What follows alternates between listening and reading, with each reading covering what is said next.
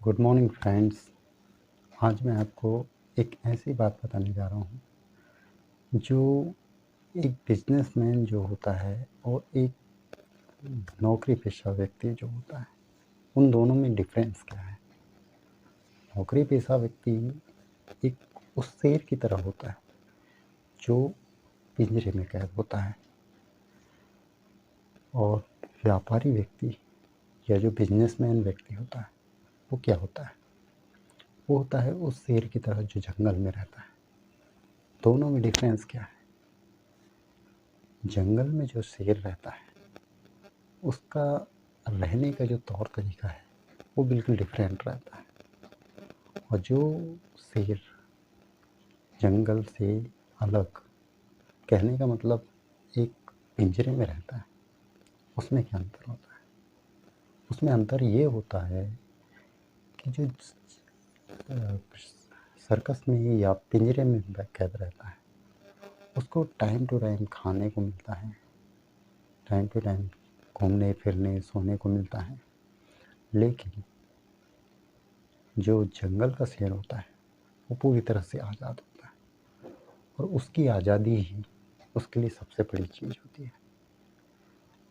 वो अपना शिकार खुद करता है, खुद ही अपने शिकार को लेता है और उसको अपने तरीके से इस्तेमाल करता है। पूरा का पूरा हिरन वो अपने जबड़े में दबा के लाता है। लेकिन जो शेर पिंजरे में रहता है उसे उतना ही खाना दिया जाता है और उतने ही टाइम पे दिया जाता है, एक शेड्यूल के हिसाब से। जबकि जंगल का शेर इस तरह से नहीं होता है, वो रहता है पूरी तरह से इंडिविजुअल, कहने का मतलब फ्री। तो दोनों में अंतर ये है कि उसके रहन सहन और इसके रहन सहन में अंतर है। इसको उतना ही मिलेगा जितना वो डिज़र्व करता है, और उसको उतना ही मिलेगा जितना वो डिज़र्व करता है। तो दोनों की डिज़र्व करने में बहुत अंतर है। आप किसे सबसे अच्छा मानेंगे, जंगल के शेर को या पिंजरे के शेर को?